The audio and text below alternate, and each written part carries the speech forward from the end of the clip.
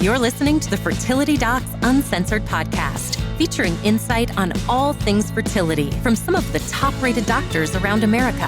Whether you're struggling to conceive or just planning for your future family, we're here to guide you every step of the way. Hello, and welcome to Fertility Docs Uncensored with another lovely episode with my two beautiful and brilliant colleagues, Dr. Susan Hudson from Texas Fertility Center. Hello. And Dr. Abby Eblin from Nashville Fertility Center. Hello. Thanks for describing me as beautiful because I don't look real beautiful right now. So I'm glad that our listeners can only hear us and not see us, but... Abby always looks fantastic. Even when she has her gym clothes on, she looks fantastic. To me, the two of you always look so put together and so organized. Your hair is always pretty. You're always wearing, if not makeup, it looks like you're wearing makeup, which is even more obnoxious. Great. And it just, there's a small hint of jealousy and just pure admiration of how you pull that off, because just fake it till you make it is what I say. I act like I'm put together, but I'm really not most of the time. So hey, it totally works. What are you guys up to? Are you planning holiday stuff yet at all? Yes. Thanksgiving is coming around. I like Thanksgiving. It's good. However, my two favorite Thanksgivings were the two that I didn't have to cook. So that sounds totally legit to me. Yeah, I almost never cook. The one time I had some family that came to our house to eat Thanksgiving, because I am a bit of a planner, I made like one casserole like every other day for like 2 weeks and froze it. And then I just brought them all out. It actually worked pretty well. The turkey was prepared by someone other than me that I paid, actually. My cousin comes over and we get everything done kind of the day before. And it's kind of a big family thing. And then, it's the crazy, like everything happens Thanksgiving morning. And then by like 2:00, everybody's asleep. Do you guys have something favorite that you like to make for Thanksgiving? So I'm the cook in our family for Thanksgiving. So I end up making pretty much all of it. Wow. What's your favorite though? Yeah. What's your favorite? Ooh, I'm a mashed potato girl and a mac and cheese. I mean, if it's carbs, we're buddies. And actually I really like cranberry sauce, but only if it's homemade. What about you, Susan? What's your favorite to make? So my favorite is the stuffing because it's the stuffing I grew up with, and it's a cornbread stuffing. And it's one of those things that every year it turns out a little bit different because it's not a recipe. Like it has certain ingredients, but sometimes we give or take a little something. And it's been fun over the years. Like, honestly, I could live without turkey. I'm much more of a ham girl. So we actually fix the turkey and a ham because I'm like leftover turkey. That to me, the only thing it's good for is soup. It's not bad in casseroles if you put enough gravy in them. Okay. Good idea. So I don't really like to cook, and I don't know that you would really call me or tell me that I know how to bake. But for Thanksgiving, I see that as the opportunity to explore some really like delicious, chocolatey, gooey, caramely dessert. So my favorite thing to make is this, I don't know if you call it a pie. It's almost like a cross between flan and a pie, because what you do is you mix up all this like wonderful, just like chocolatey, it's gooey, almost gooey like a brownie, and you bake it like you have to have a tray with water. So you turn on the oven and you heat the water up first, and then you like put it in. Cheesecake. Kind of like cheesecake, yeah, but it's chocolate, and it's just like chocolate. It's like almost like eating icing, kind of like chocolate gooey icing. That's like my favorite thing to make. That sounds delicious. My favorite Thanksgiving so far is still, this is before I was ever in charge of it, but for college, my college roommate came home with me one year and her parents came to my house and they were all from Montana. So they were delighted to go to Arizona and get out of the cold. And her dad is an Episcopalian priest. And he's not just a priest, like he's higher up in the church. And so we got all the stuff Thanksgiving, and my mom is not a cook in any way, shape, or form. And so she ordered a turkey, and it was supposed to be pre-cooked, and you just put it in the oven for the last hour to heat it through. So the priest was in charge of finishing off the turkey and carving it. So he goes to carve it, and it turns out they never cooked it So no. only the outer like half inch or so inch. Ew. I didn't know priests knew those words. Oh, wow. I mean, it was really impressive. But that remains the best Thanksgiving we've had so far. It's just so funny to have this mostly frozen turkey that we ended up microwaving just the outer parts of it to make sure it was cooked and pitching the rest of it because it was just kind of a mess. But all right. So frozen turkeys and delicious chocolatey caramely things aside, what is our question of the week? All right. Our question of the week is tracking your cycle worthwhile or feasible while you have an IUD? I'm not planning to start trying to conceive for another year or two, but a nurse practitioner told me to start tracking my cycle now. But my understanding is the IUD can cause some cycles to be anovulatory, and this really wouldn't be possible. So, Abby, what would you say? I would say that would be pretty challenging because when people talk about tracking their cycles, kind of the assumption is that you're having fairly regular menstrual cycles, or at least menstrual cycles that you can actually see. A lot of patients with IUDs, and this may not be the case for our listener, but a lot of people with IUDs don't have periods at all because the IUD secretes hormones that thin the lining out. So you don't really even have a period. I mean, I guess in theory, if you are ovulatory, you can maybe try and use an ovulation predictor kit, but it would be really hard. I don't think I would recommend that. I think that would lead to lots of frustration. I bet the nurse practitioner is really referring to kind of the Paragard IUD, the one that doesn't secrete hormones. So if you have a Mirena or a Skyla, you're more likely to be anovulatory or at least have a little bit of less functional cycles. Yeah. That would be harder. Now, if you have a Paragard, you should still be ovulatory and you could track your cycles and that type of thing. But I think what the nurse practitioner is really trying to do is kind of get our listener to be kind of aware of what's happening. And I'm assuming the patient's having some sort of menstrual cycles, but knowing that, some people do ovulate, some people don't ovulate while having the IUD, and kind of go from there. What do you think, Carrie? I think it can be as high as 50%, particularly in the last few years of having a Mirena, which is at this point the most common IUD that we see. There's certainly plenty of others that are out there with the Paragard, which is copper and non-hormonal, the Skyla, which is smaller, the Kylena, I think is the something like that, yeah. Other little guy around. I mean, at this point, to our listeners, whenever we see an IUD, for the most part, our reaction is, well, let's take it out. Yeah, we take it out. So we don't really, for the most part, put them in or deal with them besides pulling them out. But, in the later years of having an IUD, you are a little bit more likely to become ovulatory. Now, that doesn't impair its ability to prevent pregnancy because you still have the progesterone effect on the lining of the uterus, which thins it out and thickens up the cervical mucus so that it prevents sperm from getting in and makes it a more inhospitable environment. It also can affect the movement of the cilia or tiny little hairs within the tube so that it makes it a little bit less likely for the egg to come down.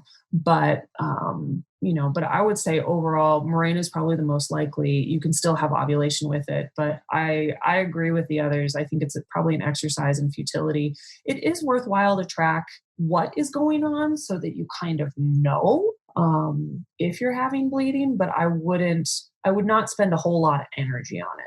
I think it would be really frustrating for my patients, I think. Yeah. It's one of those that when you're in real time, you're going to be able to figure that out pretty darn quickly. That's what I think too. Yeah.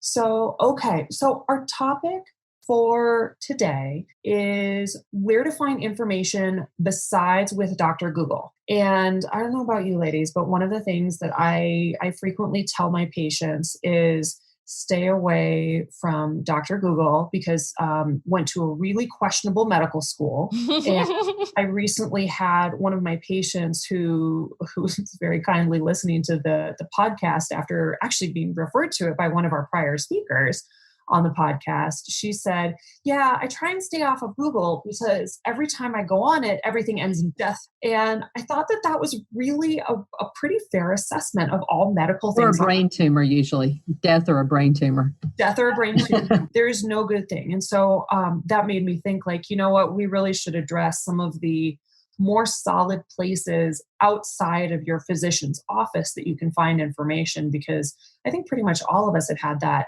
experience where you get a call from your doctor's office and they say, you have XYZ, whether it's something related to fertility or you have something completely unrelated. And the first thing you do is you Google it. And the second thing you do is call your mother, husband, best friend crying because now you're going to die. And so when you guys are talking to your patients, where are the places that you refer them to for solid information that gives them a good basis for either explaining things or further understanding what they're looking at? Or where do you send your patients? Well, one of the first places that I refer our patients to is our national society, the American Society of Reproductive Medicine, which we call ASRM. They have actually a fantastic website. And when you go to asrm.org, the first page you come to says patients or professionals. And so you can dive into the patient section that is really, really, it is the most intentionally made website for patients, in my opinion.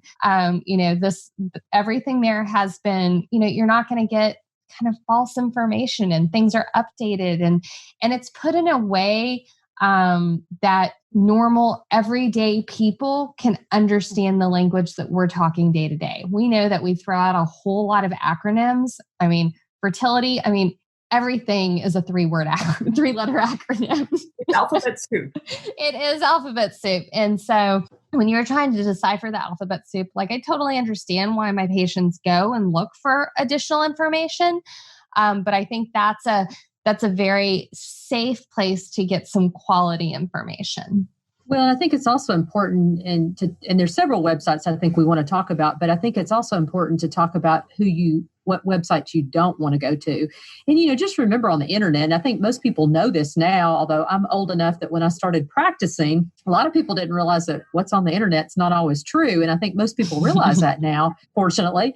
But I think there's a lot of sites that you go onto, and people, just remember, people can make any kind of claim about a product or a medicine or a treatment. But just remember, unless we see randomized prospective studies, we generally are somewhat skeptical about claims that are made about certain things that will make you less fertile or more fertile, And so one of the other sites I think that we commonly look at is the American College of OBGYN, or Obstetrics and Gynecology. That's sort of our secondary governing body for all OBGYNs. And so I think it's pretty reliable when you look at information there. When they tell you something is reasonable to do, I think it's pretty reliable information. So I think that's probably would be site number 2 I would recommend. How about you, Carrie? So I'm actually going to go in the opposite direction and give a heads up for sites to be careful about. And this is more when you're looking in part for how to find a fertility clinic, because there are quite a few sites out there that are aggregate sites. And what they'll do is it'll be some kind of generic .com, and it'll say, look at this set of clinics in your area, that set of clinics in your area. And it looks like it's an independent third-party site that's not biased in any way. And what we find is that from the clinic side, and probably the best example of this is Yelp, where there was a really phenomenal article out in, I forget the news agency, but the article is about a pizza agency or a pizza place that refused to buy ads in Yelp. And as a result, they got totally tanked. And so they made a reverse ad proposition for it, and they gamed the system. And so in doing so, they kind of showed how it's not necessarily the most honest of systems. So you're saying that sites stack their reviews? I know. Who knew that? Who knew that? It's, you probably ought not go to just general sites for reviews for medical clinics, because most lay people don't necessarily know everything and they can't tell you the full story. But there's a lot of other general sites that look like they're unbiased, that that aren't necessarily. And so I would say be really cautious of those, because oftentimes there's a penalty if you're not paying. Right. So when you're looking at some of these aggregate sites that Carrie's talking about, realize that most of the people who participate in those types of things pay.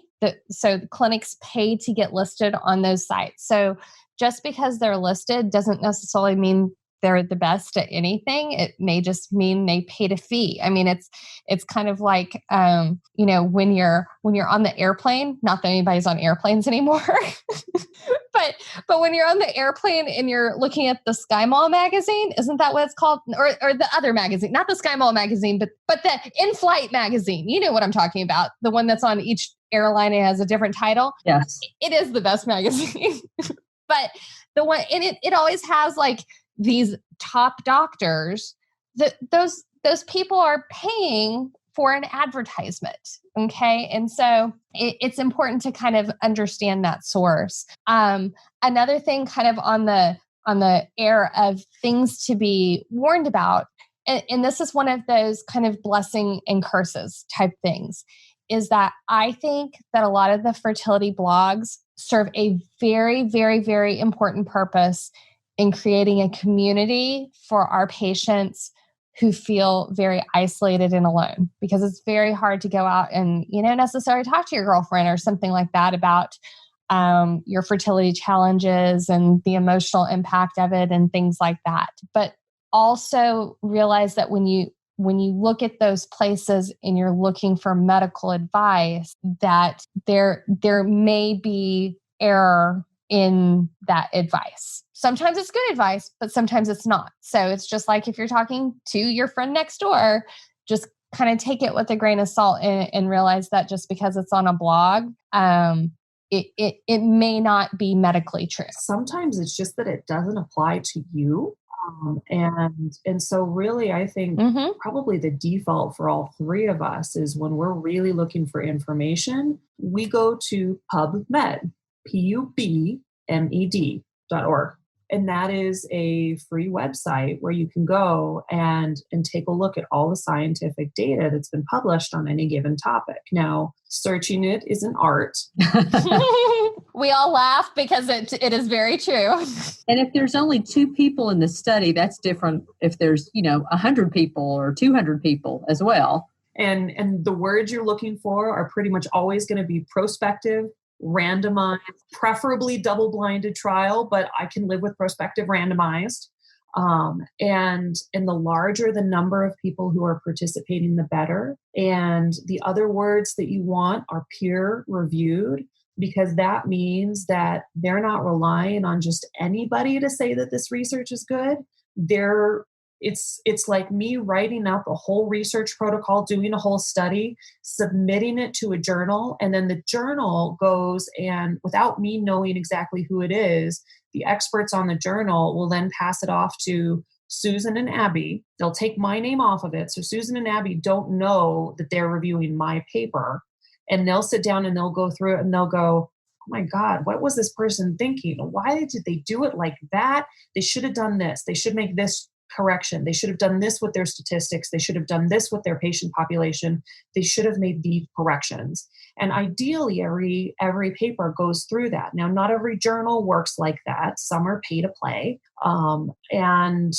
But when you have a peer-reviewed article that's prospective, meaning looking forward, not looking back where you're just rifling through the books that you already have. It's looking forward and saying, okay, what if I just take whoever walks through the door and see what happens to them? What is it? What do we see? And put them with different interventions. Give them this med versus this med. What happens to them? And there's really set ways of how to do that. And so I would say that PubMed is really our gold standard of where to go for information. And I have never once gotten angry, annoyed, frustrated at a patient who brings me a PubMed article. I will, however, in deep down, I will not show it to you because I listen to patients. But when someone brings me a random article off of Dr. Google, I'm like, this has no bearing in reality, and that's a lot harder to argue because they think, well, neighbor Susie said it, so it must be true. I'm like, no, let's look at the data. Let's let the data drive it as much as we can. Well, and I think it's great to do your own research. And when I have a medical issue, I'm a reproductive endocrinologist, so I don't know much about orthopedics, for example. So I look as well. Another site, by the way, is WebMD, and I've looked on that site before too. But just remember that we love when patients do their own research, but realize that we've had 4 years of obstetrics and gynecology training, and then an additional 3 years of infertility training. And, we recommend something to you. Our job is to look at it and think about it in a scientific way and kind of be able to give you the synthesized information of what's important. And so, I think whoever your doctor is, you should trust your doctor. And if you don't, you probably need to look somewhere else. But, also value your doctor's opinion. And I think this is a little off topic, but, certainly OBGYNs certainly are qualified to do fertility treatments. I think you want somebody who's subspecialized in that. Then you want to make sure that they're a reproductive endocrinologist and that they're board certified. But if you want somebody that's had a 3-year subspecialty training in it, then you look for a reproductive endocrinologist generally. Mm-hmm. The other foundation to not discount it's not just the 4 years of OBGYN and the 3 years of REI that we do. It's the 4 years of medical school prior to that, where we get a foundation in all aspects of medicine.